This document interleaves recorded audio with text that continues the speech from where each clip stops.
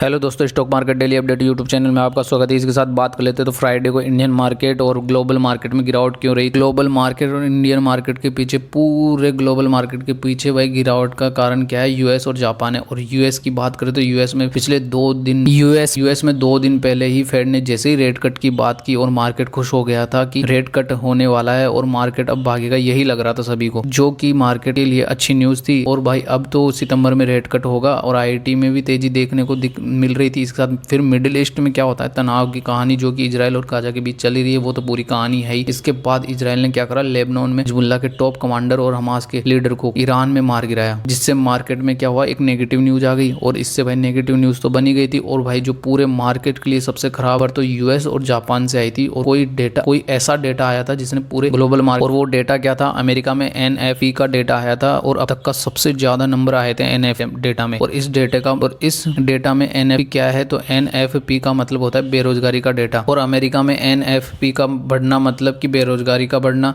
जो कि किसी भी इकोनॉमी के लिए सही नहीं है, चाहे वो कोई सा भी देश हो, चाहे वो सुपर पावर ही क्यों ना हो।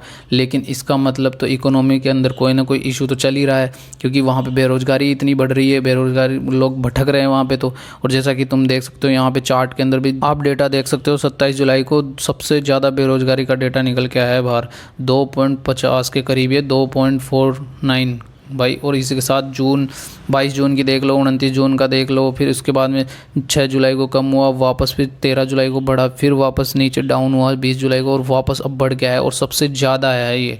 तो इसलिए भाई जो कि इकोनॉमी के लिए बिल्कुल सही नहीं है। और अमेरिका में भाई गिरावट देखने को मिली। यूएस में एक और डेटा आया है जिसमें यूएस पीएमआई डेटा, जो कि परचेजिंग मैन्युफैक्चरिंग इंडेक्स को बताता है, और यूएस की मैन्युफैक्चरिंग का मंथली डेटा बताता है। और इसका पैरामीटर कितना रखा गया है, 50 रखा गया है कि 50 से अगर ऊपर होगा तो इकोनॉमी के लिए अच्छा होगा। लेकिन यहाँ पे 50 से लगातार नीचे जा रहा है। जुलाई का देख सकते हो आप, एक साथ फरवरी में आया था डेटा, फिर उसके बाद में मार्च में बढ़ा, फिर उसके बाद तो लगातार मार्च, अप्रैल, मई, जून, जुलाई तक लगातार गिरता ही जा रहा है मैन्युफैक्चरिंग का डेटा, जो कि बिल्कुल सही नहीं है किसी भी इकोनॉमी के लिए। इसलिए अमेरिका की इकोनॉमी भाई सिकुड़ रही है और मंदी के शिकार भी हो सकती है, और इकोनॉमी के लिए जो कि बिल्कुल सही। और हमने दोनों डेटा देखे हैं, इस हिसाब से तो मतलब कुछ ना कुछ प्रॉब्लम चल रही है अमेरिका में भी। बाहर से चाहे कुछ भी दिख रहा हो, मार्केट ऊपर जा रहा हो, नीचे रहा हो, पर कुछ ना कुछ ग्लोबली प्रॉब्लम है। इसीलिए भाई यूएस के मार्केट में गिरावट हो रही है लगातार। इसके साथ बात कर लेते हैं जापान के मार्केट की। तो जापान ने भाई अलग ही किया है, रेट हाइक कर दिए हैं जापान ने, 0.1% से 0.52% बढ़ा दिया है जापान ने, जो कि मार्केट के लिए बिल्कुल भी सही नहीं है। मतलब कि पूरी दुनिया में तो रेट कट होने की बात हो रही है और यहाँ पे क्या कर दिए, रेट बढ़ा दिए हैं। जैसे इंडियन मार्केट में भी रेट कट की बात चल रही है, क्योंकि जैसे यूएस कट करेगा तो इंडियन में मार्केट में भी यहाँ पे भाई भारतीय रिजर्व बैंक कट कर देगा वैसे ही। और बात करें भाई जापान ने, तो भाई 14, और जापान ने बिल्कुल उल्टा कर दिया है, रेट कट की जगह रेट हाइक यानी रेट बढ़ा दिए हैं, और जो कि 2008 के बाद सबसे हाईएस्ट लेवल पे पहुंच गए और 14 साल बाद बढ़ाया है जापान ने। इसीलिए भाई वहां का इंडेक्स 6% तक डाउन हो गया। इसीलिए पूरे ग्लोबल मार्केट के लिए भाई ये 2 न्यूज सबसे खराब न्यूज आई है, जापान और अमेरिका से। और इसलिए इंडियन मार्केट भी गिरे। इंडियन मार्केट में तो भाई ऑल टाइम हाई पे पहुंच गए थे, जो कि प्रॉफिट बुकिंग हुई है इंडियन मार्केट में, तो प्रॉफिट बुकिंग की है भाई यहाँ पे। तो इसी के साथ वीडियो अच्छी लगी हो तो चैनल को सब्सक्राइब करें, लाइक करें। Thank you for watching. और ऐसे ही ग्लोबल और मार्केट की जो भी न्यूज आएगी उसके बारे में डेली अपडेट मैं डालूंगा इस यूट्यूब चैनल पर। इसके साथ वीडियो को लाइक करें, चैनल को सब्सक्राइब करें, लाइक करें। Thank you for watching.